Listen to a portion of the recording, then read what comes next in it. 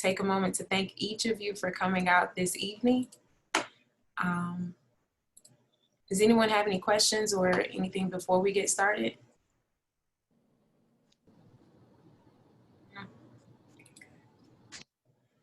All right, so I'll just do some quick opening remarks and then we will go into our introductions of the panelists, and then we'll pass everything over to the moderator for the evening, Ms. Luana Williams.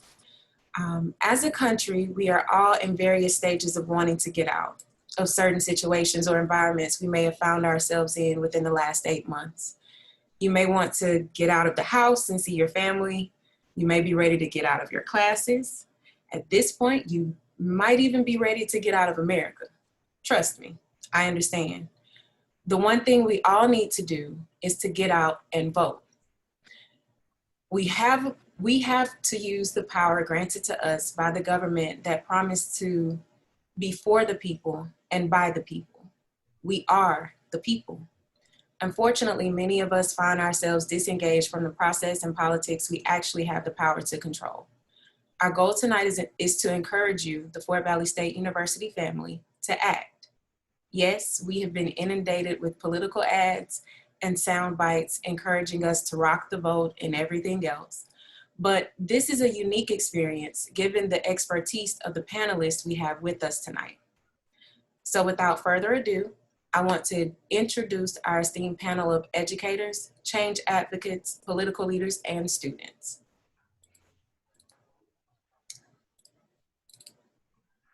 And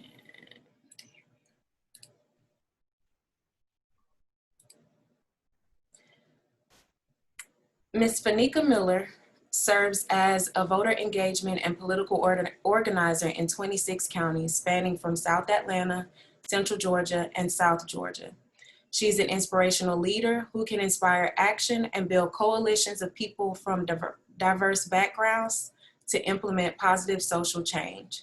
Fenika holds an MBA from Wesleyan College and a bachelor's degree in political science from Fort Valley State University. In 2020, she opened Succeed Co-work, an inclusive co-working community and entrepreneur incubator for women of color. Next, we have Mr. LeMario Brown. Mr. LeMario Brown is the Mayor Pro-Tem of the city of Fort Valley, Georgia. LeMario is a local farmer and politician who serves as the Mayor Pro-Tem for the city of Fort Valley. He was elected on November 3rd, 2015 as city councilman. He graduated from Peach County High School class of 2003 and received his BA degree from Fort Valley State University in 2009. While attending FVSU, LeMario served as president of the Criminal Justice Club. He also received an MBA from Columbia Southern University in 2015. He is currently serving as the executive director for LEAP Incorporated, which stands for Literacy Education for Adults in Peach Incorporated, which is Peach County's Certified Literate Community Program. He works with Peach County Concerned Citizens Group to register voters and educate the citizens on the census. Next, we have Ms. Brandi B. Williams with the Hop Caucus.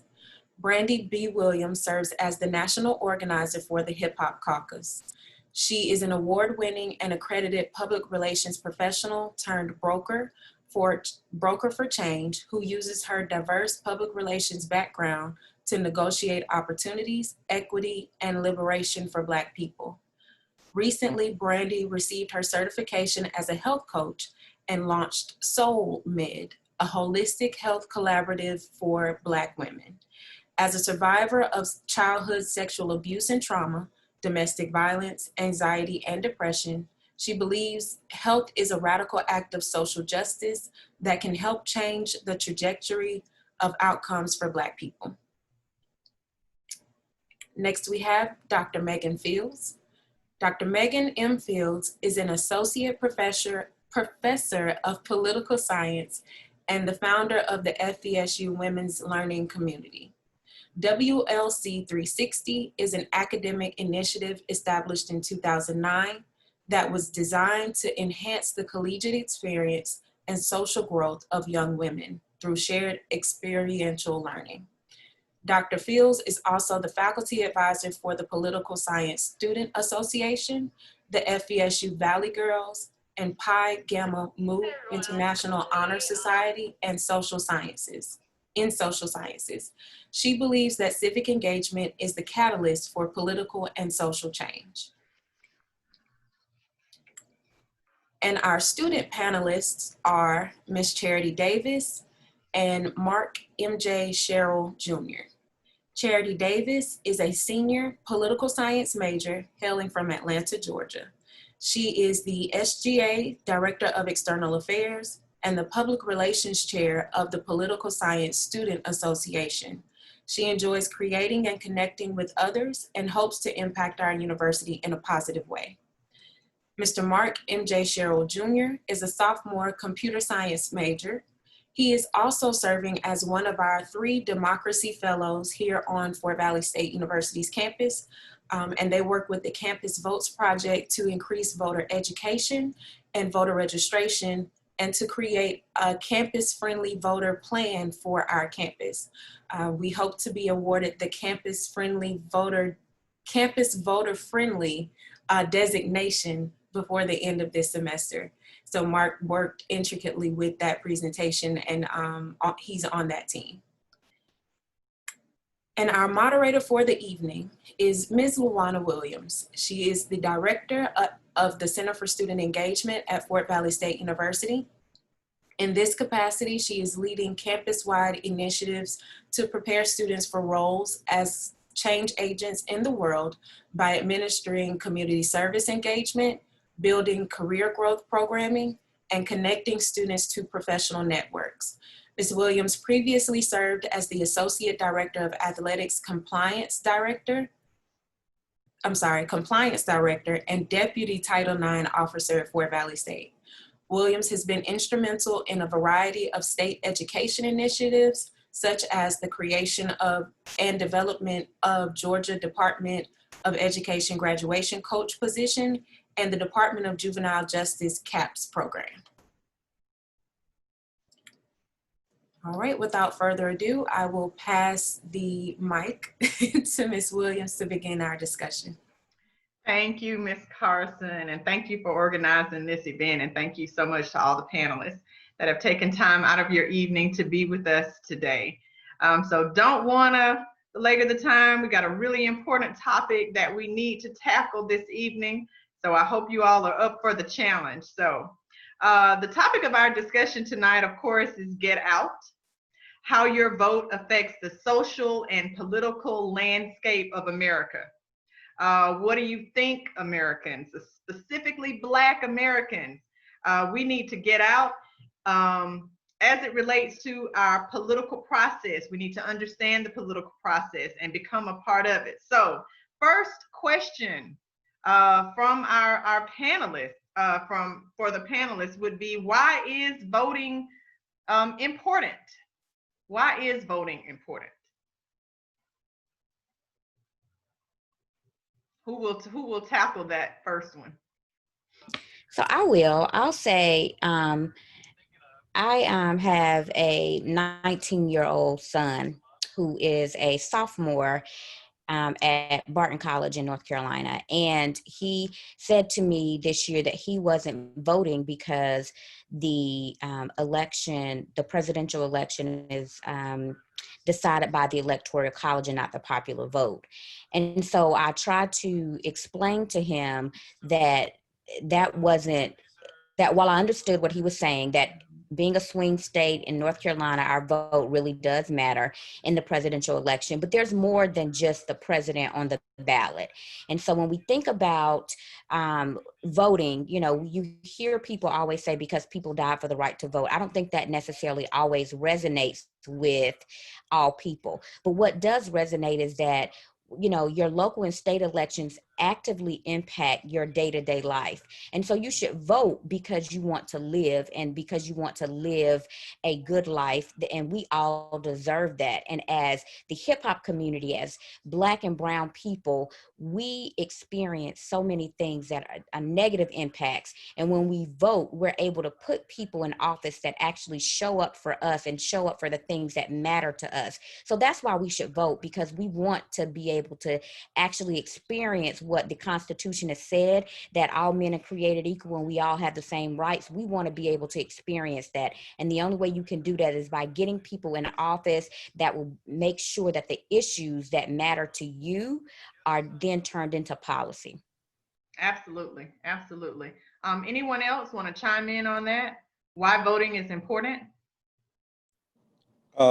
Ms. Williams, I would like to chime in on that.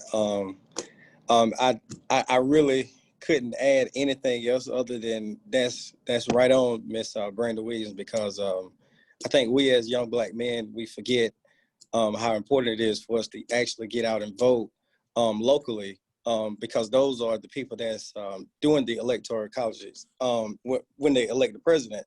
Those are appointees by your Democratic Party, your Republican Party, your state judges, your governors, your different local and state, elected positions, like you said.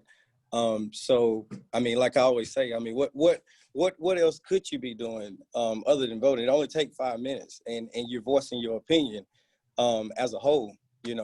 So I encourage young men to get out to vote locally first, because this is the place that affects you the most. We pass legislation every day that affect, the local constituents, but, unfortunately we don't get the voter turnout that we usually want. We usually have about 30 or 40% of the total population. And usually when the population is low, the other side usually win. I mean, let's just be real about it. The other side is outvoting us as Black people, and we got to step up and vote for what we want, or somebody gonna tell you what you're gonna do for the rest of your life. So I think that's an excellent point to make. And so getting that first initial question out of the way, why voting is important, I did want to back up and give each one of the panelists an opportunity to give any other additional opening remarks as it relates to voting, or why you chose to be a part of this panel today. And I think I'm going to start with our students. So Mark, did you want to chime in with any opening remarks about voting or why you chose to be a part of this panel? Yes, ma'am. So as a young African-American male, as Ms. Brandi was saying about her son, I used to think that, like, what am I voting for? Like the electoral college are the ones that, who decide everything. Like the popular vote doesn't matter. But as I get older, I realize it's bigger than just me. You have local elections, you have your state elections and things like that. And excuse me. But like I said, you have your local elections, you have your state elections. So recently, our mayor, I honestly forgot what his name was, but he's very big in the community. And so I'm from Charlotte, North Carolina. He's very big in the community. It's just like little things like that, and like how they can impact your life. Because he's the former mayor, I'm sorry, he's impacted my life a lot. So it's just, going out to vote, like, it really matters. Like, it really does matter a lot. So it's that. I'm sorry, I'm pretty nervous. So. That's perfectly all right. That's perfectly okay. Charity, I want to bounce it to you. Any opening remarks you'd like to make after we got that first action-packed question out of the way? Why voting is important? Why'd you choose to be a part of the panel this evening? Hi everyone. Please excuse my voice. I got COVID, and so yeah. Oh, but no. Yeah, it's unfortunate, but I'm gonna be good. We good. But I just really think that it's important for my generation specifically to get out and vote, because technically we are going to be the next generation of leaders. And so the laws and the policies and the leadership that we choose, or if you don't vote, you're going to be forced to choose, is going to directly affect us. And so I think that, it's important that if I can't complain about what's going on if I don't put myself out there and educate myself and get involved. Like Ms. Carson said, I am the SGA Director of External Affairs, and so I partnered with FVSU Transportation Services to provide transportation for students to get to the polls. Please excuse me. To get to the polls so that students don't have an excuse, because I find that a lot of times my peers find any little excuse to not vote when, like, I forgot the man's name, but he said that, people, sorry, y'all, my brain is. That's perfectly all right. But yeah, people find any little excuse to vote. And so I felt like, well, what can I do? And so that's why I partner with Transportation Services to, get students to vote and get them a way to vote. Oh, that's awesome. So keeping it in the family, in the FVSU family, Dr. Fields, any opening remarks? Your mic is not on. I think you're still on mute. This virtual space, you all.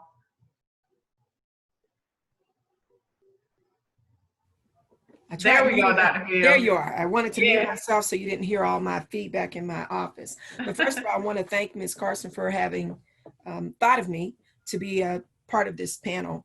And everyone on the panel who has spoken so far hit on the things that I would like to say. I think, though Ms. Williams pointed out that a lot of times our young people don't want to hear about what came before us. They're almost tired of us talking about the sacrifices that were made on their behalf because they don't have that connection. And so I think when we look at the issues that confront them today, we have to be mindful of the lack of leadership that they might experience. So we can call out Martin and Malcolm and all of those other names, but who do they have leading them and guiding them? And so we want to make sure that they understand the significance of their vote. It goes beyond the Electoral College. And Mr. LeMario Brown pointed out, it starts at home. It starts in your community. It starts with those things that they can most directly see that affect their lives. We are talking about, and I love your shirt, Mr. Brown, Black Lives Matter and Black Voters Matter, and I matter, and so do you.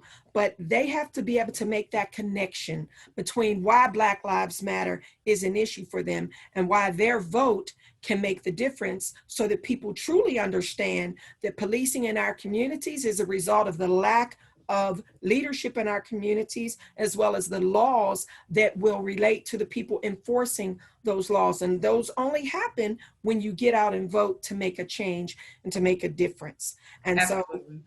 So that would be my opening statement, is that we have to recognize the sacrifices, but also give them a reason to want to go vote. Oh yeah, definitely agree. So Miss Fenika Miller, if you will share with us some opening remarks, why you chose to be a part of this panel. Thank you so much too. I realize you're on double duty, so hats off to you this evening. We have 5 more days to get out the vote. So yeah, we are on this esteemed panel. Dr. Fields, I said, let me be on my best behavior. But yes, everyone has pretty much made the point. And I do thank Dr. Fields for bringing up the point that our students and the 18 to 24-year-old age range, they are very disconnected from the history of those who fought before us to gain access to the ballot, as well as, all of the other challenges that our ancestors had to overcome just to be free and to be in this space where we can benefit from the fruits of their labor. And not just the 18 to 24-year-old age range, but the 30 to 49-year-old age range. They're also not voting in the percentages or numbers that we need them to be within our own community. The only other, so we have to really localize those issues. We have to make it, for our young people to understand that it is bigger than who's president. We have to localize it to say, justice is on the ballot. Your district attorneys are the ones that are making decisions regarding these sentences. They are really the gatekeepers for the criminal justice system. Your city council members are passing ordinances every day, as Councilman Brown mentioned. County commissioners, your school board. We have to really break it down for them and do a deeper dive into civic education so that people understand how local races matter, the down ballot races. And then the last thing that I would offer is that our community can vote in higher numbers. I'm sorry. Our community can and should vote in higher numbers. That is how I view it, and I'm sure everyone on this panel does. As I'm out in the community, I do try not to vote shame, because other demographics do not vote in 80 to 90% numbers either, right? And so we always want to keep that on the forefront of our mind. Black women show up in higher percentages than anyone else. We holding it down for our communities.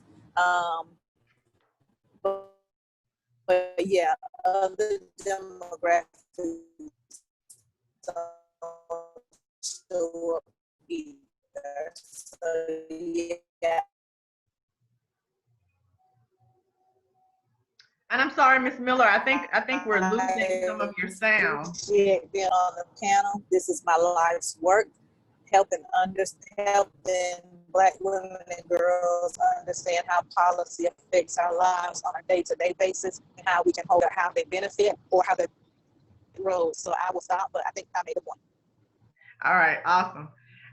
Miss Brandi Williams, I know you chimed in on the first question, but did you have any additional opening remarks? I mean, no, not really. I'm just super excited to be here. And Charity actually put in the chat that, you know, she talked about her generation and how things haven't visibly changed. And that's why they feel like their votes are invalid. I would love to explore that a little bit more so that we can see, you know, how we can change that. I'll say this, though, that a lot of times we often say they're not people on the ballot that represent us.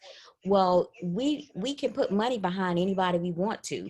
So if you know somebody that should be in office, then you and your friends get your little coin together and y'all put them behind that person.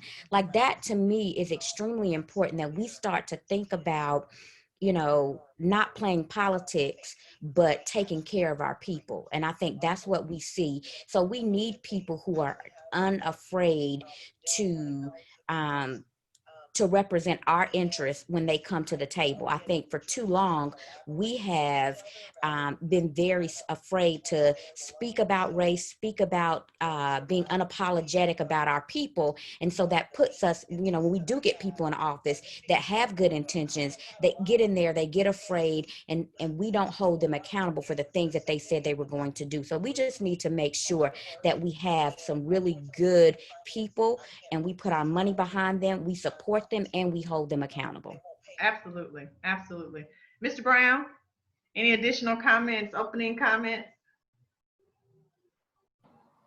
Definitely. I would definitely love to thank you and Ms. Carson for inviting me to be a part of this panel.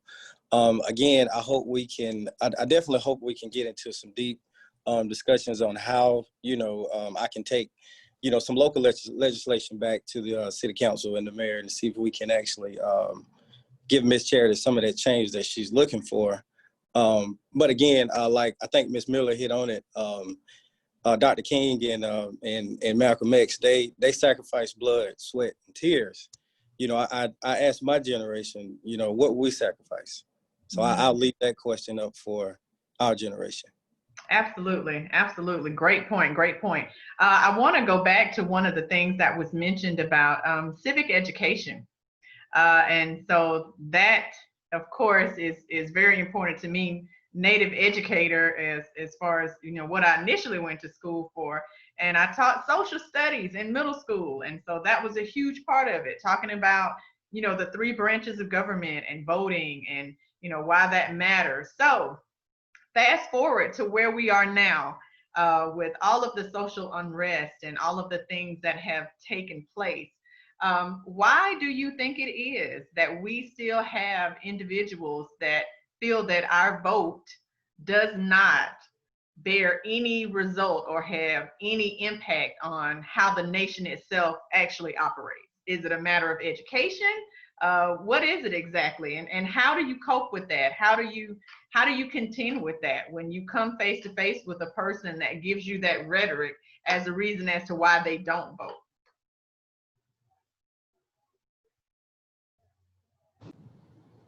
I hope you all can. I think somebody, I don't know who was talking, but the mics are off. Okay. Was anyone taking that one? I'll take it. So I was going to say, at least I know for people my age, most of it is change. It's more of what am I voting for? Like, if there's no change, I still get treated the same every day. You know what I'm saying? Because of my skin color, I get picked on. We had a black president. Like, you know what I'm saying? Like, what has changed? So why do I feel the need to vote? At least that's how I thought, you know, years ago. And my parents always try to, you know what I'm saying, describe to me like it may not happen when you want it to, but if you keep going, keep trying to sacrifice and things like that, then eventually it will happen. But it's more of, okay, if I'm sacrificing, I'm doing what I have to do, then win. You know what I'm saying? I think that's more of it with people my generation is win. Like, why am I doing this? Why am I sacrificing this if nothing's happening? Great point. Miss Miller? So that is an excellent point. I think understanding the nuances of politics, people understanding the nuances of politics, that it takes a long time sometimes for policy changes to happen and for things to be implemented that are going to positively impact our communities. That's one thing. People want, we're in a microwave age, and so people want to see change right now. So the education piece definitely is missing regarding that point. And I think Dr. Fields was going to add something to that question as well. Right. I think they both hit on what I wanted to say, but I just wanted to add, when you're asking someone why voting is important or why they feel the need not to vote, we have to help them to recognize the needs that they have and how their voice, their vote is the only way today that we can influence that policy change, and that if they don't do it, things definitely will not change. So you have to point out that there's an opportunity for change when you're involved. And so civic engagement and civic education is where we have to start. People don't know the power of their vote because they only think they're one person. And that's when our history comes into play, where we have to teach them how they mobilized. And when you look at the Montgomery bus boycott, it started with that one person saying, I'm tired, I'm done, I'm not moving. And then the whole community mobilized. And as Ms. Williams pointed out, if you want to see change, you have to put your money where your mouth is. Back those people who have that vision for you, hold their feet to the fire and make them accountable. And that's not just on the African-American people that we help to put into office. That's on anybody that you thought enough of them to give them your vote. Don't let them wait another 2 years or 4 years before they need your vote again to come back telling you a bunch of empty promises. Hold their feet to the fire and know that the way to make change is to be involved and to let it start with that one vote. Yeah, Ms. Williams, I would like to add that I think most of the time, again, I agree with everything that each one of the panelists have said on this topic. And I would like to add that, as an elected official, when I'm sitting in the council chambers, looking out into the audience, and, when we have a room full of people, we act accordingly then. The vote swayed away the persuasion of the audience is. I mean, you have people that come to town that they probably haven't even voted, but they have an opinion on how you should run your town. But I mean, we don't know who vote, but the key is actually coming to the meetings where we actually handle the business and actually voice your opinion. I mean, there's topics that, we can go on and on about, all night, like utilities. I heard one student maybe a month ago talk about I think it was an ordinance that we passed about it was only 80 people that can be at a house party. If most of them would have came, they could have voiced their opinion. But again, that legislation is on the book. So if they want to change it, hey, just like Dr. Fields said, mobilize, come to the city council meetings and say, hey, we want this off the book. We pay taxes here. We're the student body and this is what we want. I think the lack of education from the student body of how much power they hold with just pushing a button, it's amazing. But we're gonna get on that tonight. I promise you, Ms. Charity and Mr. Martin. And that's an excellent point to make. It's really understanding the power of your vote and really, driving home the idea that it's not just the presidency that matters, but it's all of those other things. So I'm glad you brought up going to those city council meetings and actually being a face in the audience, so the people can actually look into your eyes, you know, and see the people that are there. These are the people that will vote for you in the upcoming election, or not vote for you in the upcoming election. So I think that's really important. So I want to bring up another point. So when you sit back and you take note of political parties and how all of them, you know, take turns really manipulating the system to further their own agendas, how do you encourage Americans to really keep the faith in the political process? Can I go? Yes, absolutely, Charity. Okay, so to expand on my point earlier, I just feel like we as Black Americans are still being met with police brutality and systematic and institutionalized racism. And then it's like, okay, our ancestors did make a change, and now we have the right to vote, but then we're met with voter suppression. It's like every turn we make, we're met with racism. So people begin to feel like their vote or voting is a waste of time if we're going to continuously be met with disadvantages. And so, like I said, things have changed, but we don't get exposed to those things. And so politics is complex and confusing sometimes. And we're tired with everyday struggles that nobody has the energy to even educate themselves politically, especially my generation. I can tell you, I'm 21, but I'm tired. Yeah. And so it's like we must educate ourselves first. And then we need to expose ourselves to more, or people who are educated, they need to come back so they can expose the communities to more. And that's when we will see a change, because it's like, if I see that people who represent me and represent what I need in my community, I'm gonna be more likely to be like, okay, let me go vote, or let me educate myself on this. And I can say that over this pandemic, Twitter has been like my CNN. And a lot of my peers are learning things that we didn't learn in school through Twitter. So it's like, change is coming, but it's just coming slow. So I feel like we have to continue to fight, and we have to continue to come together, and we have to continue to educate ourselves, because that is literally the only way that my generation is going to want to hear anything about politics. Because at this point, it's feeling like we try not to give up, but it's getting close. Yeah, it gets a lot when you look at the political parties and the structure of it, and like you said, you guys want to see change, and you don't have time trying to figure out everybody's agenda. So our one politician that is on the panel, I hate to put you on the spot, Mr. Brown, Mayor Pro-Tem, but you know, how do you really address that? You know, you are part of the political process, you know, you're part of the political party. So how do you really address that for the younger generation who just say, you know, it's just too much? Well, I mean, I'm like the young folks say, I'm gonna keep it 100 with you. All right. So to be honest, you know, there's times when I wake up in the morning and like, do I really want to continue to do this? You know, is it worth it? You know, because when I get in the rooms, if I can tell y'all about, because like the young lady said, it's so polarized. You know, you have this person that's saying, hey, we're going to bring this, we're going to bring that. But once we get in the executive sessions and the city council meetings, there's a whole different person that actually reveals themselves, you know, to us. And it's hard to go home and sleep with that on your chest every night, you know. So it's hard, Miss Davis, but look, we got a task that we gotta carry this torch, and we're gonna do it. Trust me.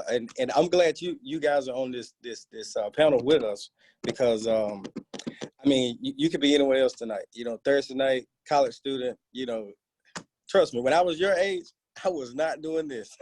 Yeah, absolutely. So look, I applaud you already for being here. You know, the half of the battle is already won because you're here.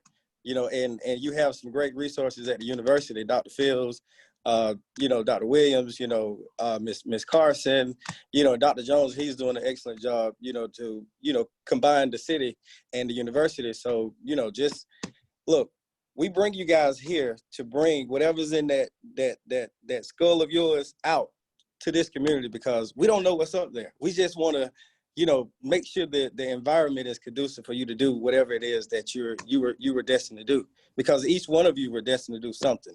you know, like I said, I didn't think I was going to be doing this at your age. So, you know, just keep watering the flower. I promise you, it's going to blossom soon. It's going to blossom. Okay, all right. We're gonna keep watering.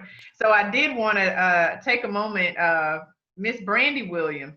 I know that you're part of a special group with the hip hop group, and I'm assuming that attracts a younger generation, a different generation. So how do you talk to that group about the political process and really just staying the course, and not getting caught up in, you know, each political party's agendas, or, you know, sometimes when you listen to the ads on television, it makes you not want to vote for anybody. So how do you continue to encourage this generation in what you do? We put culture at the forefront of everything that we do.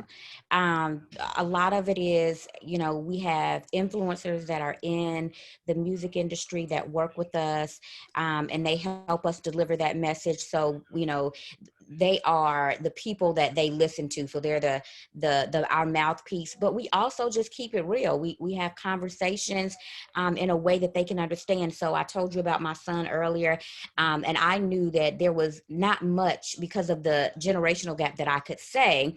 And so what I shared with him was the booty to the pose video and the yellow pain video that went viral.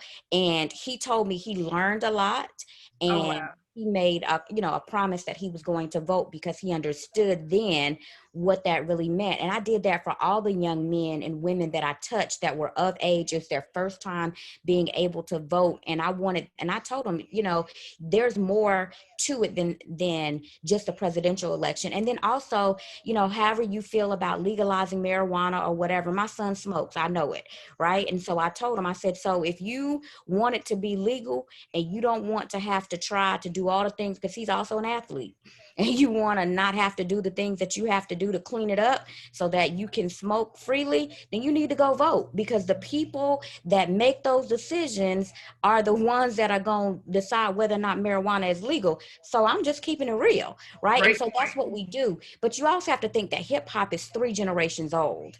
And Mm-hmm. so we have, you know, an opportunity to connect generations through the culture. And so that's what we try to do. Awesome. Awesome. Great point in bringing that home to something that really resonates with the generation, and how their vote really matters when it comes to certain legislation. And legalizing marijuana has been a hot topic in quite a few states. And so I think that's a good way to bring that point in. So as we can see from even just this panel, women seem to be at the forefront. And as some statistics that Ms. Miller gave, women have really been holding it down, even voting. So what do we do to get our men more involved in not just the voting process, but really to become more involved in social justice as a whole? I'll definitely take that one, Ms. Please.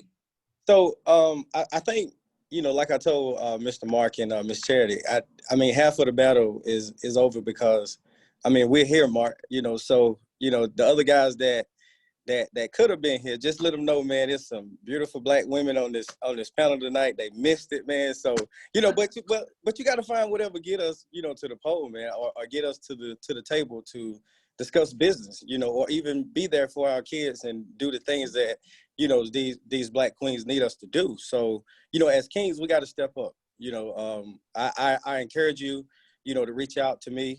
Miss Williams and Miss Carson have my contact information. Anything you need moving forward, my brother, I'm here for you. And you know, I think that connection it'll bring 3 or 4 more guys to the table. And you know, before long, we'll be hosting one of these panels. Ain't that right, Miss? Absolutely. We would love.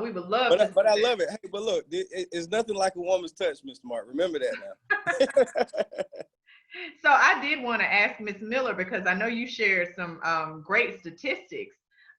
So behind the statistics, do you know what's really behind those numbers? Can you give us any insight as to how we came to where we are now? Because when you look back at the civil rights movement and some of the other movements that have taken place in the past, those were, you know, really male driven. And so we've come to this age where women have really taken the forefront of not just, you know, voting, but have really taken the forefront of quite a few movements that are affecting our people. So what's behind the numbers, and what has really sparked the change, do you think? So one, I think that men were on the front lines and women elevated men during the civil rights movement. We were still behind the scenes doing the heavy lifting. And you know, so those untold stories of Black women on the front lines who were secretaries and resistance warriors and mouthpieces, because we have to remember our men were subject to lynching, right? Our sons were subject to being lynched and snatched up. And we are seeing, you know, them being shot down in the streets again today. But we women make up the majority of people in churches, right? We are filling up the congregation. We're the ones who are putting money on the books when our brothers, our dads, or whomever are going to jail, right? We're out here working 2 and 3 jobs, raising households. We are holding it down in every way imaginable, right? And just as our sister Ayanna Presley said, those who are closest to the pain should have a seat at the table. And Black women are closest to the pain. We are holding our families down. So representation for us matters. The problem with the 2-party system is that those parties are being extractive when it comes to politics, right? They're coming to us and asking us for our votes, but we are not seeing the manifestation of anything in return. We need to move away, our community, from political organizing to issues-based and community organizing. And we need to make sure that our table is expanded to include our men as well. We're not being exclusive of them, but the brothers just have to come in. And if we're gonna keep it all the way 100, like my brother said, we still have to remember patriarchy exists. Yes. Patriarchy exists in the Black community. And some Black men still are not comfortable with Black women leading movements and being decision makers. And that's so unfortunate, especially when you speak of the ones, you know, closest to the pain, right? And so we're the mothers of sons, and we're the wives of husbands who have dealt with a lot of social injustices. So that's a major point. So thank you for sharing that. So I did want to hear from Mark though. So you're a student, you're a student athlete. You're immersed in a group where you're around other guys. So, you know, what are you hearing? What are they saying? Why is there a lack of action and engagement? I feel as men, we just have to be more of leaders. I feel like too much we depend on women to take care of us, or like, oh yeah, my girl just got me the new shoes, or my girl doing this, my girl doing that. But it's like, what are you doing for yourself? You know what I'm saying? And I'm not saying there's anything wrong with that, but at the same time, it's, you know, as men, we were born, like we're naturally born leaders. We're born to lead, you know what I'm saying? So it's really, to me, it's just more of we just have to hold one another accountable. That's what it is. It comes to accountability. And you know, when I see some of my partners doing things, I just be like, yo, like, you gotta chill out, like, you gotta grow up, bro. Like, you know what I'm saying? Like, you gotta handle this, you gotta handle that, you gotta be responsible for yourself. You know what I'm saying? You can't always depend on somebody and things like that. And what I'm noticing about the generation now is always monkey see, monkey do. You know what I'm saying? So it's, oh, if he's doing this, oh, I'm gonna do that. Or if this dude's doing this, I'm gonna do that. Nobody really wants to step out and be that leader and take charge and do the right thing and things like that. But I feel like it'll be a domino effect. So say we get a couple people from the school. Okay, so say like we're doing a panel right now. Okay, a group of us, we start a panel. Then more will come. It just takes that one person to just start it. Somebody has to be that. Somebody shouldn't be afraid to just go out and just, you know what I'm saying, be different. You have to dare to be different. Absolutely. Great point. So there are a lot of Americans who often feel like casting your vote is casting a vote for the lesser of two evils. So how do you combat that and still encourage people to vote? If I could, can you? Yes, Dr. Fields. All right. So the lesser of two evils is something that we've had to contend with for so long that it has become part of the norm. And if we go back to your question about the political parties, in order for us to stop having to even address the issue of the lesser of two evils, we have to make the political parties to which we belong put forth viable candidates, not these people who by tradition think that it's their time and that they're deserving of it, that they've paid their dues in some way, and so it's their time to move up the scale. We have to make them put forth people who understand the community, come from the community, recognize the needs of the community, and can reach across the aisles. As President Barack Obama showed us, very little will get done unless we start to reach across the aisles. And so when you put candidates out there who understand the people that they're going to represent and the needs and how to maneuver the political process, then we can eliminate having somebody that we didn't want in the first place. I have something on my Facebook that says, I don't want to vote for either one of these people, right? But I will, because I know that my vote is necessary, and that until I can get, as Ms. Miller and Mr. Brown have done, my people to hear me and to understand that I have a voice, I have a say, and I have a vote. And in 2, 4, 6 years, you're going to want it. Then we'll keep having to say any, many, miny, no, and pick one of them. But we've got to pick one of them until we make that change. Absolutely. And so that's my point. Make your party put forth viable candidates. The Democratic Party had 15 plus people, and it boiled down to someone that everybody's saying, I don't know. But yeah, you'll do. Right. That's unfortunate. Charity? I agree with Dr. Fields. You know, that's my favorite teacher. But my main thing is that I think that the problem is a lot of people don't even have political opinions at all. So it's like, why are you not voting? I don't know. I just don't want to vote. Or they don't even know about all the stuff that's going on politically, or who's descending for their state, or X, Y, and Z. Obviously, I have to know because I'm a political science major, and Dr. Fields would kill me. But yeah, a lot of my peers don't have a political opinion at all. They don't watch the news. I don't watch the news, but I'm just saying, I know more about politics. I get my news from other sources, but they don't know nothing about the news. They don't know nothing about the presidency. And it's like, well, if you don't have an opinion, how you going to choose between X, Y, and Z? Because you don't even know nothing. So I feel like we have to allow people to have an opinion first. And then once people have their opinion, and the people that do have an opinion, they're on Twitter, but they're not at the polls. So it's like, when you get your opinion, go vote. Like, that's all we have to do. Get your opinion, educate yourself, and then go vote. And then, like Dr. Bill said, we're not going to be able to get people who represent us or our communities until we go vote. And also, we're picking between Trump and Biden. We need to get Trump out of there, let Biden do his thing, and then we need to find people who represent us for the next election instead of keep having to go back and forth between two evils. Yeah, that's an excellent point. Excellent point. And sometimes it does boil down to, you know, casting a vote for the lesser of two evils. But the point is to participate in the process, because there is a lesser of the two evils. So, Mr. Brown, were you going to add to that? Yes, ma'am. I was just gonna say I think Miss Brandi Williams, she can definitely help us out with what Miss Charity was talking about and getting the young people encouraged, because true story, when I heard Young Jesus song about our president is black, that's what made me focus in on Barack Obama. That's what made me go check his policies. That's what made me go check, okay, who is this guy from Chicago?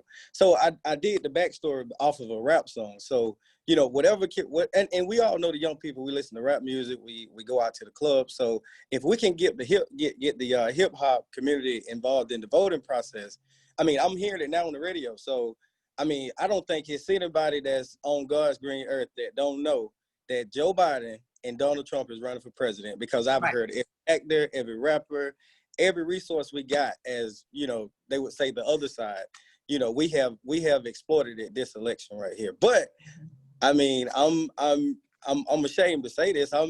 It's like at this point, yeah, Joe, we're gonna get you in there, but you know, we need to work on, you know, who's behind Joe. Again, Absolutely. the long-term plan. Like, we got to have a long-term plan. Absolutely. Absolutely. And I thought it was an interesting point that Dr. Fields brought up, that we started out with such a cadre of candidates. And the way the process went through the Democratic Party, it boiled down to, I think, the one that was maybe the favored. But so even in that, our voice has to be heard even throughout the Democratic Party selection process. So I think it's just a matter of continuing to stay engaged. So I would like to move on though. So when you think about voting and the impact that it has on us as a people, how does voting really impact us mentally and physically, our well-being? I know a lot of times I have to tune out from the news in the morning. I'm a big news person. I'm a big CNN news person, BBC news person. I'm international. I'm worldwide. I'm watching everybody's news. But there are times when it does affect me, my mental well-being, how I feel physically.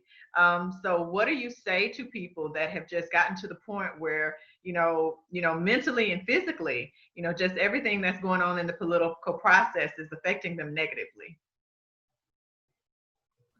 I want to talk about that.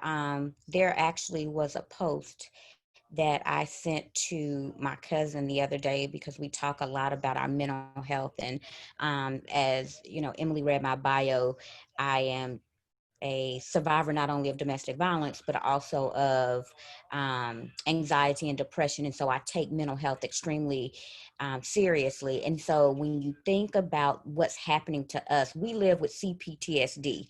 So, where people have PTSD and they leave an environment and they can recover, we are constantly in that. And so we have to make sure that we're protecting our peace. And so when you think about this election, the post said, make a plan for how you manage your mental health during this time. And so what that looks like is, who can support me? Not looking at social media, not looking at the news, understanding, what you'll do once you hear who won, how you process that information. And so you think about that on the beginning. And so when I talk to people, my clients in particular, about stress, that's one of the strategies that we talk about. You can anticipate some stress. There's some things that will cause you stress. And if you know you cannot leave the situation, you come up with a plan for how you navigate that and how you can adapt and cope with whatever's happening. So I think that's extremely important for us to think about as this election happens, as Tuesday nears, what are we going to do? Because it could be a week or two, maybe even a month, depending on, who wins. Trump said he ain't leaving, all the things that could happen and the unrest that could potentially happen. You're going to have to be ready and prepared for how you're going to protect your mental health so that you can continue to live. Oh, that's an excellent point to begin thinking about that now. Was anyone else going to chime in on that question, Dr.? Yes, very good information, and thank you for sharing your personal perspectives. A lot of times in the African American community, mental health is taboo. We don't want to talk about the issues. We don't want to talk about being depressed. And I will tell you, I am trumped out. I'm sick of looking at the media.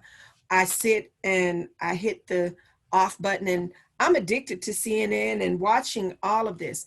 But this election has gotten so down and dirty that it is causing me mental frustration. I have to teach this stuff. I have to talk to these students. I have to encourage them to watch it. And I almost feel like I'm sending them to the wolves for them to go ahead and be violated, because what I know they're going to experience is dirty. So then I tell them, now let us look at it from a different way. For whatever the reason, until we can change it, we have to listen to what these people are saying, but we don't have to internalize it. We have to recognize that there are things that they're going to say and do that will affect our lives. So we have to tune in, but we don't have to stay glued to the television. And so we have to do it in moderation. And like I think was Charity said, CNN, you have to not only watch CNN, we have to watch CNN, Fox, MSNBC to see what they're putting out there so that we can get an understanding of what's going to happen November 3rd. And stay tuned to your social media so we know what the other side is saying they're going to do. It's just intimidation tactics. And so here at Fort Valley State University, we're in the process of organizing information and organizing events for November 3rd to keep our students on campus so that we can help them understand what if somebody's going to win and how do we keep you safe after, regardless as to who wins. And so we want to make sure, and now I'm going to ask that we add that as part of it. And thank you, Ms. Williams, both of you. The mental wellness of our students has to be a part of whatever we do for November 3rd and moving forward. Absolutely, absolutely. So true story, I was in high school and I started my interest in politics. And so many of you are probably not old enough to remember when Andrew Young was governor, right? When he was running for governor. And so I was in high school, could not drive a car, but I got my mother to take me to the campaign office every afternoon after school and every Saturday, and I would sit on the phone and I would call people. So you know how long ago that was. And so for me, I realized, you know, being a part of the political process even then was important. And so I looked at the governor's race. That was someone that I could reach out and touch. I live in the state of Georgia, so that was my governor. Someone that I felt had a stake and interest in me. So when you think about voting, how do we drive home the matter, the truth of the matter, that your local elections, that your state elections are just as important, if not more important, than national elections. So, you know, there's so much push and power, you know, behind voting for the president right now. But some of these same people won't be out at the next local election or state election. So how do we begin having those conversations now about upcoming local elections and upcoming state elections and how those, you know, impact us moving forward? I think that, you know, traditionally what ends up happening is that we only show up and start to really advertise elections when a presidential election comes around. So we have to do a better job of really making the conversation, the community conversation, as big as a presidential year. That's the first thing. The second thing is, you know, as we talked about earlier, a lot of people don't understand how the Senate and Congress and judicial systems and local and state all works together. We have to do a better job of providing civics education to our students. Like even when you go to different cities and different states, the makeup of your local city is completely different, right? So you have council, mayor forms of government, you have a strong mayor form of government. So educating the community about what that means, because if I move from one place and come to somewhere else, I don't understand those things. And so we have to make that extremely important. And I think, you know, the last thing I'll say is that we also have to make sure that we are getting to kids very early. So we make the civic process important to them, because it doesn't become a thing until they're old enough to vote. Then we start having these conversations. So we got to start younger to introduce them to that and why this is important. Absolutely. Makes perfect sense on that. Ms. Miller, were you going to chime in on the local and state elections and how we begin making those conversations more formative? Yes, thank you very much. I'm sorry about that, y'all traveling. That's okay. But I think we covered it a little bit, that from the rooter to the tutor, right? Yeah. State level politics is where we're looking at healthcare. We look at okay, I'm sorry. Where we're looking at healthcare decisions, where we're looking at decisions that affect criminal justice. You know, the hate crimes legislation that was just passed earlier this year. with tweaks, you know, to cover those who should be protecting us, right? So we have to, again, be educated about what kind of policies are enacted at which level of government, right? And so, yeah, that would be the only thing that I would want to say. Take your students to the state capitol, engage our middle and high school students, make sure that they're educated about the process, put them in the room with their elected officials so they learn how to advocate for themselves early. Like you said, you started, you know, working on your first political campaign when you were young. I was right there with you, sis, in the 1980s to help elect the first Black countywide elected official in Houston County. And he was the last Black countywide elected official that we've had. I haven't had another one since the 1980s. So the work is constant, it's ongoing. We can't be gatekeepers when we get in positions. We have to put down a ladder so that we are training up the next generation of people to come behind us to take these positions.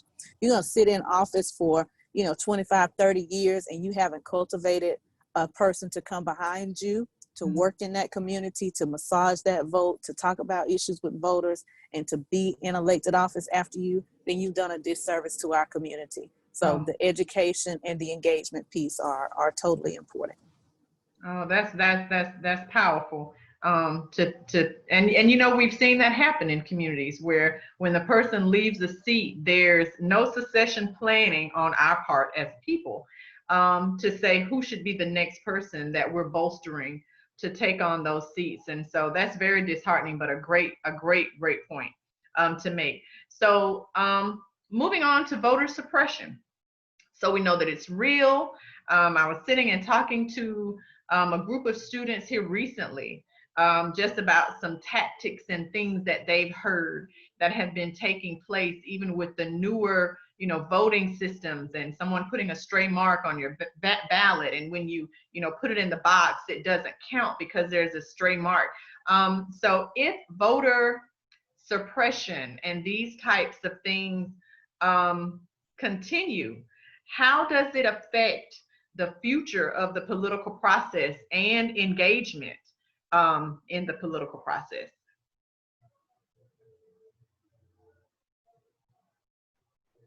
Anyone want to take that? Voter suppression is a real thing, right? We tend to think of it as only being about long lines or purging people from the rolls, but we all know that we've just pushed a census. So redistricting and gerrymandering is going to be a very real thing too, right?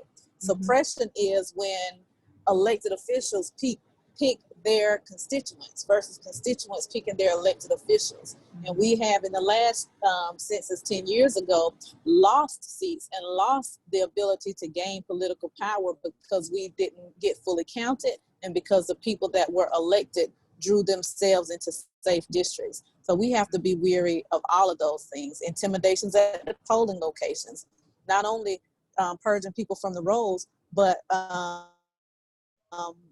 causing intentional distrust in our postal service, where people have to trust that their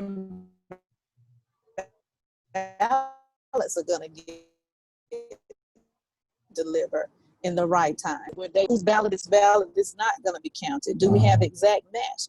Signatures don't necessarily align from the time. If you're a young person who registers to vote, when you get older, your signature may not match. So being in tune with all of those things are.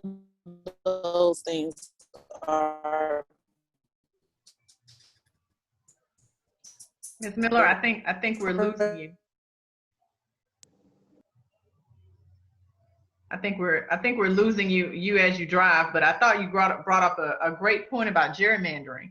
And so that really kind of segues into the next question. So strategies like, gerrymandering have been used for decades, and, new strategies are being deployed even today. So what should we watch out for on election day, and how do we combat these things in the long run?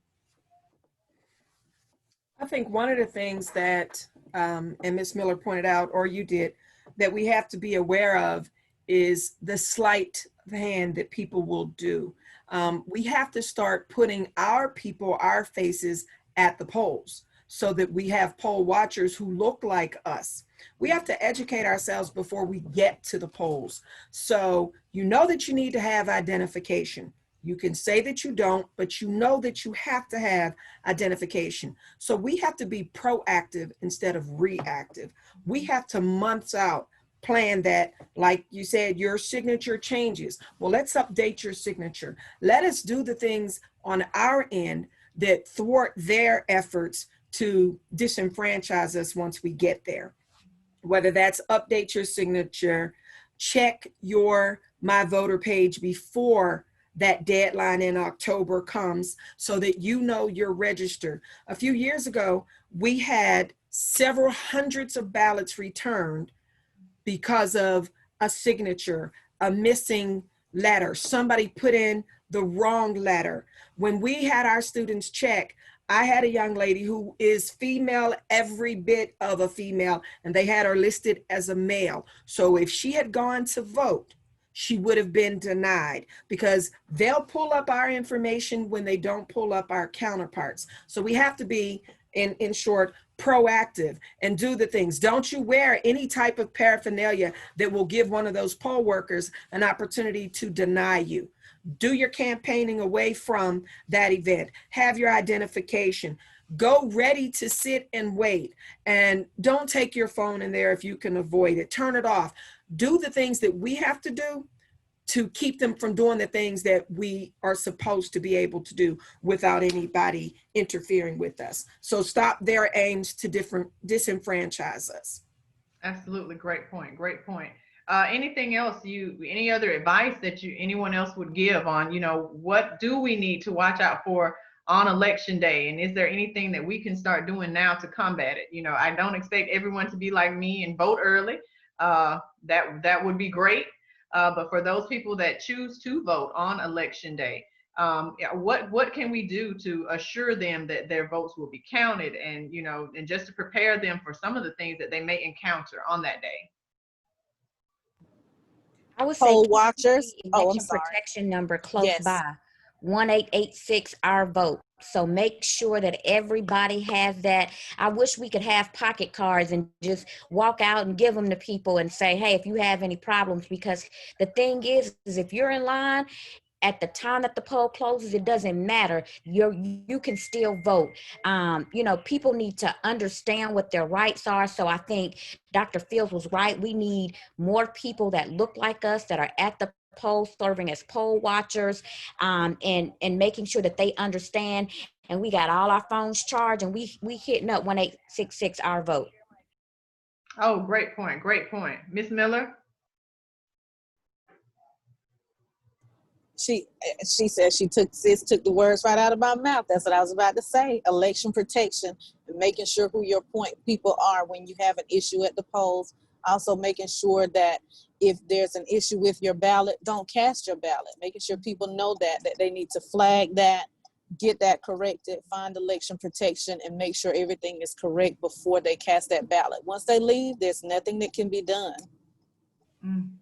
If I could add, we also have to teach our people about the provisional ballots and their right to one. And so let's say you get to the polls and they say there's an issue with your voter registration. You can ask that precinct captain to make sure you get a provisional ballot, and then you have a few days to get to your county registrar and show them. It's almost like you got a ticket for driving without a license. You get a few days to show and produce that license. So your county registrar will go ahead and take the information that was missing from your registration, the provisional ballot. Don't walk away from that poll without getting that provisional ballot and casting that provisional ballot. All too often they're turning people away, and it's our lack of information. And so those of us who know, we need to be at the forefront informing people, so when they walk in there, they already know, where's my provisional ballot? Absolutely. Excellent point. Excellent point.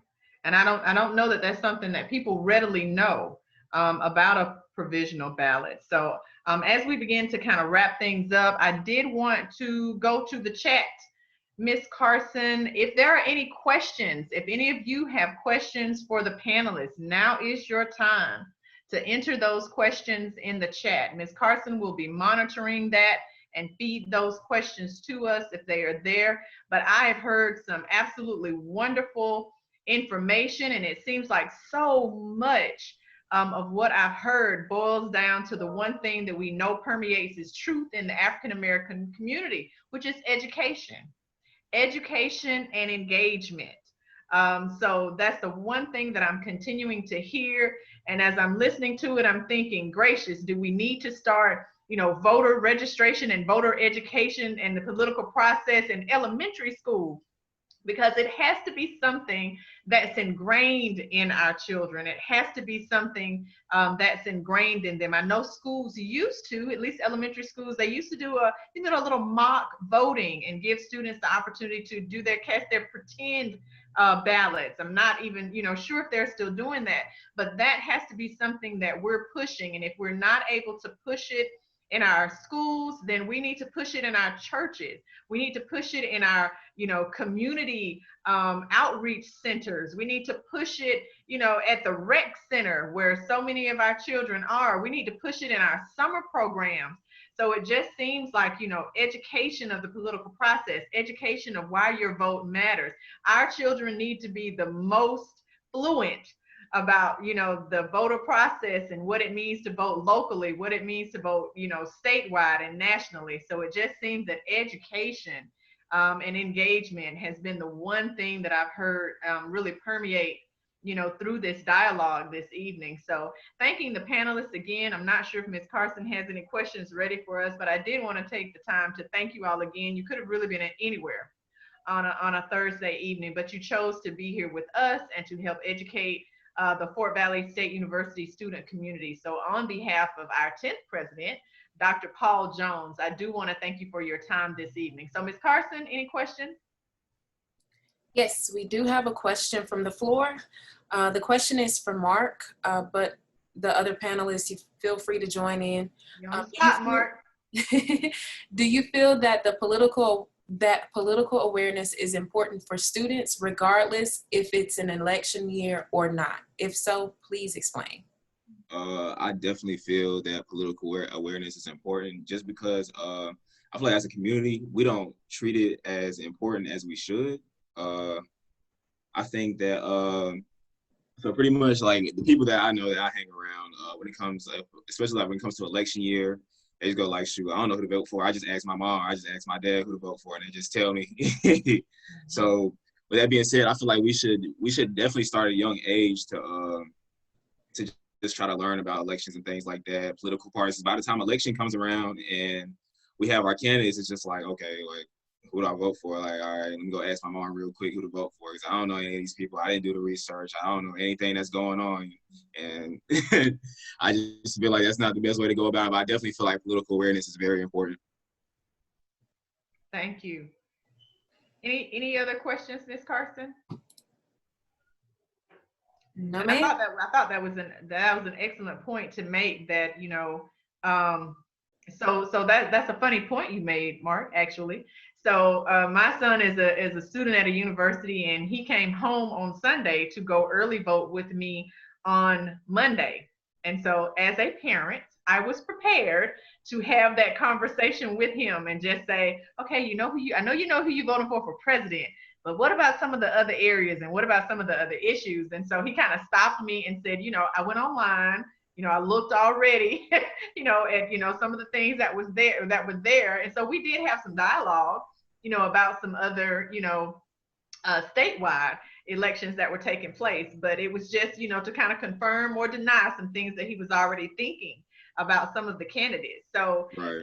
I will say that I think your generation has maybe begun to make a shift in not necessarily, what is mama saying, but right. really going to kind of investigate some things on your own. So, right. but I do think that that's one of those things that, continuous awareness. Yeah, but really, I definitely feel like with everything that's going on from the police killings and all, remember all the protests that we've been having, I really feel like that's put everybody's foot forward to be like, okay, like we really need to go out, we really need to make a change, because if we don't do it, then who else is going to do it? Absolutely, absolutely, absolutely. So there's a quote, be the change that you wish to see. And so only by casting your vote are you able to actually do those things. So I'll check in with Ms. Carson once again to see if there are any other questions from the floor before we go into closing remarks. Yes. Kayla Cook asks, how can I be more confident in having a conversation about politics if that's possible? Great point. If I could take this one, Ms. Kayla Cook, you have to read. You have to stay informed. You have to listen to the information that is being shared and listen to the counter information that is being shared. And so, you know, the book that you have from my class, Race Matters? Race Matters. You have to read it.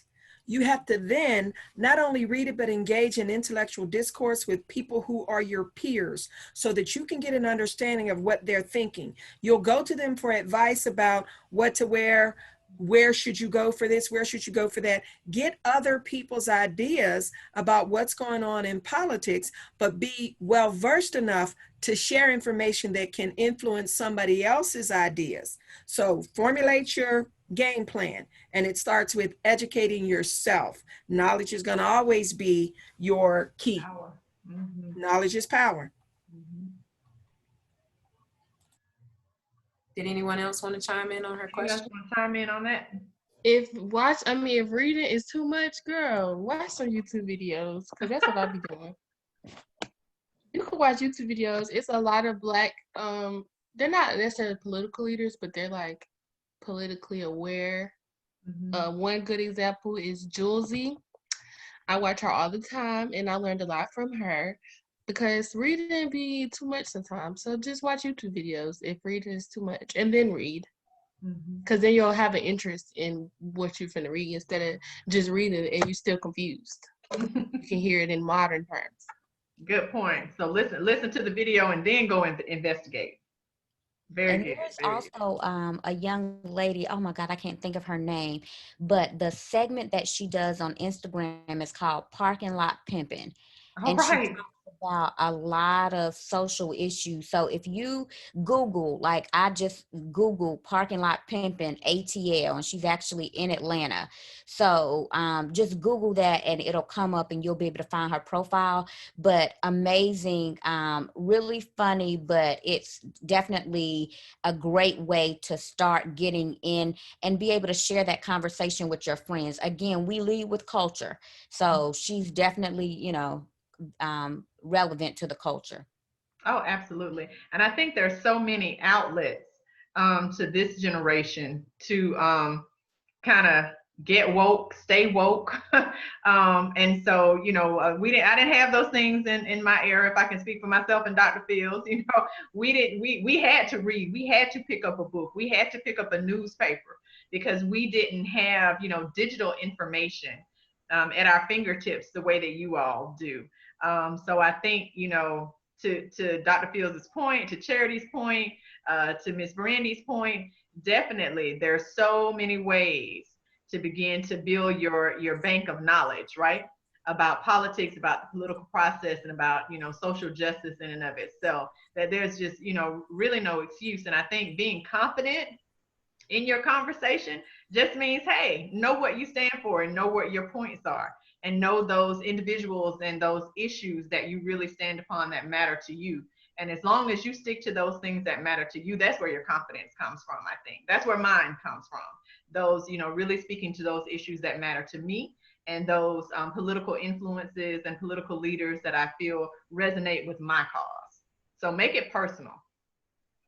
Ms. Carson, anyone else? Yeah, Ms. I'm sorry, go ahead, Ms. Brown. I was just going to say, I think the one of the roads you guys can take from campus. When I got in to politics, I was actually 29 years old. So I mean, I'm always somewhere where you can find me, or one of your professors, or, you know, somebody on campus, or Facebook, LeMario Brown. My cell phone number is 478-258-9604. So if you have any questions, you know, don't try to dress it up. Just call me, and I assure you that I don't have the answer So I won't make you feel bad, you know. I mean, just because you may educate me on something, because we represent you guys. So if we don't know what you want, then we can't represent you. So we're representing, I don't know, whoever show up to the city council meeting, I guess. So, Right. you know, but make sure you hold our feet to the fire. Like we like that. I mean, I love to take legislation back to the city council. One of my biggest legislation that, you know, the local people talk about was when we decriminalized marijuana here. You know, that was one of our moments where we thought about the students, because we know the students, you know, we all were students before. So, you know, one of the issues that I brought to the table, I said, look, you know, we have HBCU here, and, you know, this is, I'm just going to be straight up with you guys. If these kids lose their Pell Grant, if they lose their funding to go to school, we don't have a local economy. With the students here, you know, you see the stores, they're booming. They're, you know, we're selling stuff off the shelf. You know, sales tax are high, but when you guys go home, oh, we feel the impact. So again, you guys need to know what power you hold in your hand. So again, reach out to me. Don't be afraid. I'm just as afraid of you guys as you are of me, because hey, we don't know what you're gonna ask for, you know. But if you guys bring enough of your power to the city council, guess what? We got to listen to you. We represent you. Thank you for making that point, and thank you for being so transparent in that, and you know, giving your number to the students. I'm sure you're gonna have a few that'll take you up on that. So I appreciate that so much. Ms. Carson, any others? We have one other question in the chat, and then I have a follow-up question for something Ms. Miller put in the panelist chat. Okay. But Charity, would you like to answer your question live? It is, what are some ways students who are passionate about the political process, like myself, and it's from Genesis Ivy, what are some ways that students who are passionate about the political process, like myself, can help inform other students on campus about the importance of being aware and in what's going on in politics? Can you hear me? Go ahead, Charity. My thing is lagging, sorry, but That's okay. We can hear you fine. okay. So my suggestion, because I felt like that too, especially as a political science major, and girl, I know this person because she works with me in SGA, but when I came to Fort Valley as a freshman and I was taking Dr. Fields classes with them seniors, I was confused about what they was talking about. Like, I was like, I want to sound smart like them. I want to sound like I know what I'm talking about. So I got involved. I suggested you try to get leadership roles in like SGA or political science or criminal justice or something like that, where you're working closely with other people that you can like soak up their knowledge, and then you could collaborate with them to find out ways to do stuff on campus. Because honestly, students don't be wanting to go to forums. You might have a few that just need clause hours, but students don't be wanting to go to forums. So maybe you can ask questions on Twitter, do polls, start a YouTube channel, start a podcast, or just like little stuff like that, having conversations with your friends, educating them. Because I do that often too. I educate my friends. A lot of times they don't be knowing what I'm talking about, but I break it down to them in layman's terms, so then they get excited when they feel like, okay, I understand. So just do stuff like that to start off, or figure out a way you can help around campus. Just get involved. That's really your best bet. Get involved. Talk to Dr. Fields. She be acting like she don't want to talk to us, but she love talking to us. Talk to Dr. Fields. That's my advice. Mr. Brown had a comment to add. Oh yeah. So the best opportunity for grown folks and young folks. Look, I'm representing Peach CC here tonight, Peach Concerned Citizens. We do have paid opportunities this weekend for you guys to make some money. So hey, what more can get you guys involved in politics than get some money in your pocket? So hey, use that number 258-9604, or reach out through Ms. Carson, and we would definitely love to have you guys on the team with us. Yeah, I was finna say I need that. And look, if y'all need some swag, I got a van full, councilman. Yeah, I'm sure we're gonna need them after tonight, because I didn't put us all the way out there on the limb. Look, that works though. That works.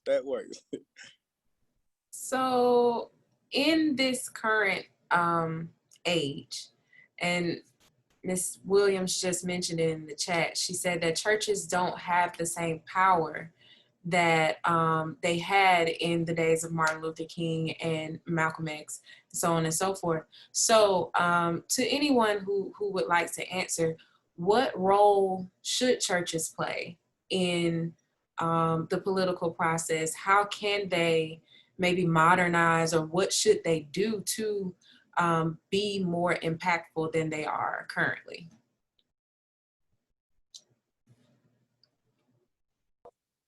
Was that for me, Emily? Yes, ma'am. Or Oh, who I'm sorry. would like to answer? No, it's fine. My suggestion is that every church, especially every Black church, have a civic engagement or social justice coordinator in your church to make sure that your congregations are educated. Make sure that we don't just lay voter registration forms in the foyer, right? That we are actively making sure that our congregations understand the issues, that are educated and participate in the process. And then also, I'm a big coalition builder. I think that just as we have a pro-Georgia table, we ought to have a middle Georgia table where representatives from each of the organizations convene, share information, get training, resources where they can disseminate that information to their congregations and then go out into the community.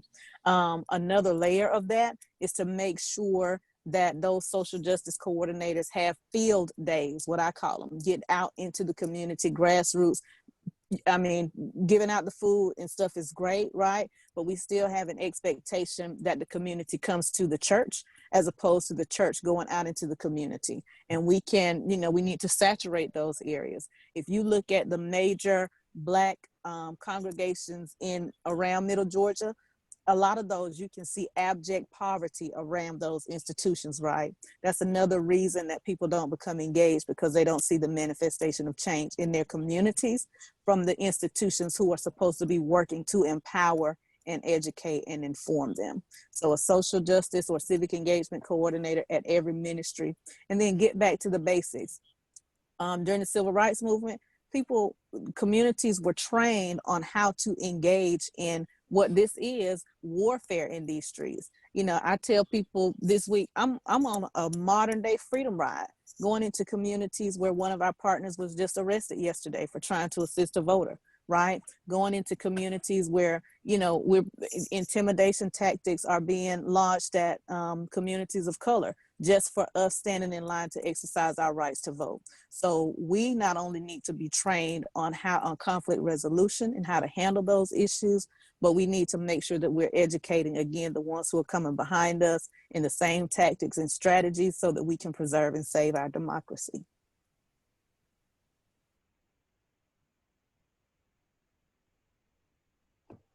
Excellent point. Excellent point. So we are down to the last 4 minutes, you all. Time sure does fly. This has been some really engaging conversation. So any closing remarks? I'll just, go through the panel in the last few minutes that we have. Take, 30 seconds or so and just kind of take us home. Any closing remarks you have, Mark?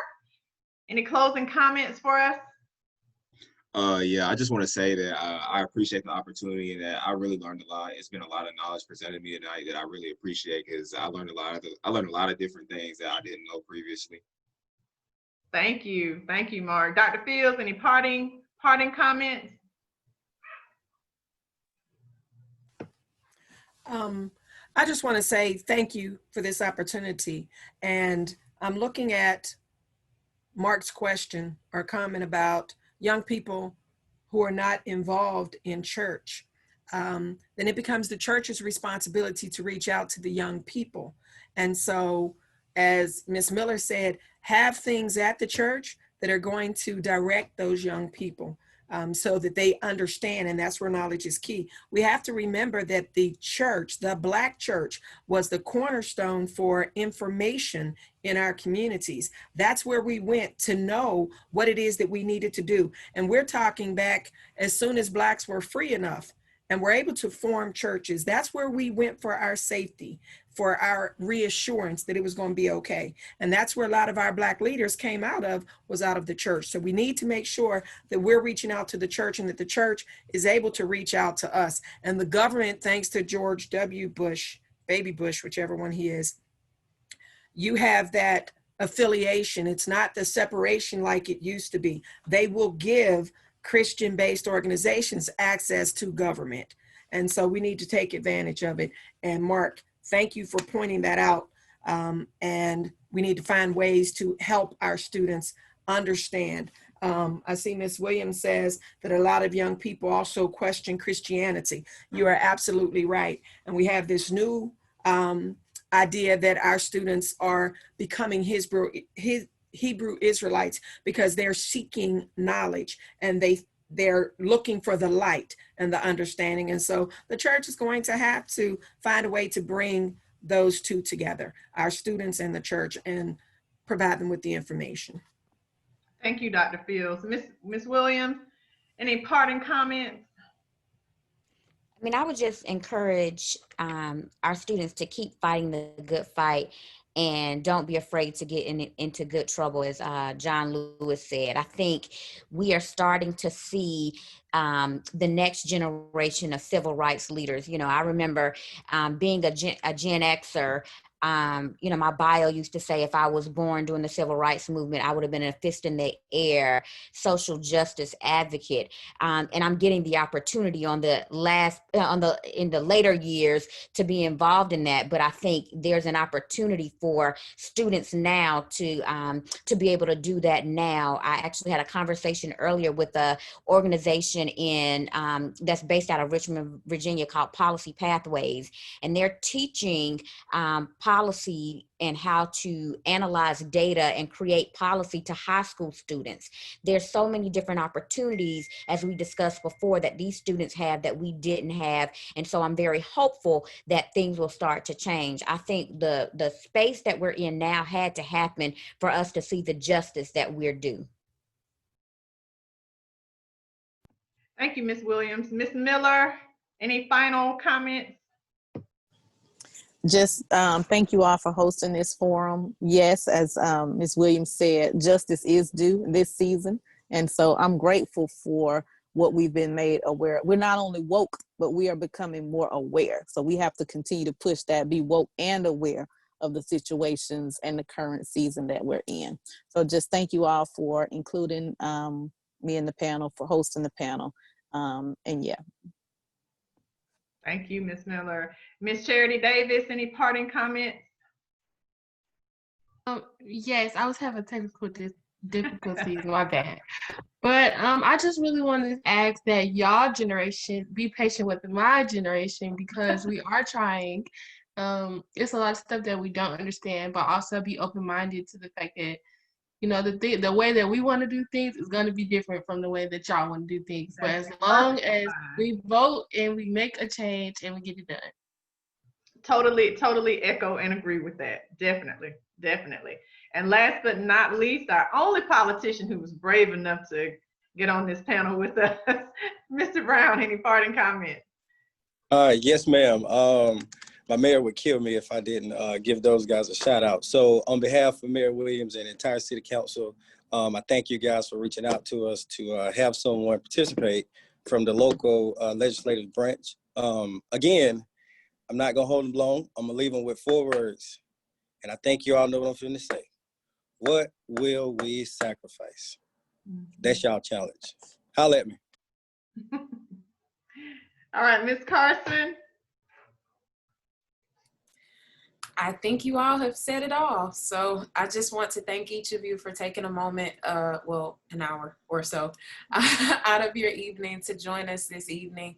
We'll be reposting this on YouTube. We'll be posting it on our social media channel and on Presence, which is the engagement platform where students go to find clause events and activities. So we hope that many of the students will be able to get the information and learn the way that I've been able to learn. I had my little notepad over here writing my notes and writing little quotes and the different things you all brought up. I've learned a lot tonight, and I'm just grateful for each of you being willing to share with us in your different areas of expertise. And Ms. Williams, thank you. You've done an amazing job being the moderator this evening. You kept the conversation flowing. So with that being said, I hope that you all have enjoyed yourselves, and I hope that you all have a great evening. Thank you. Thank you, Ms. Carson. Wonderful event. Thank you. Thank you. Good night, everyone. Good night.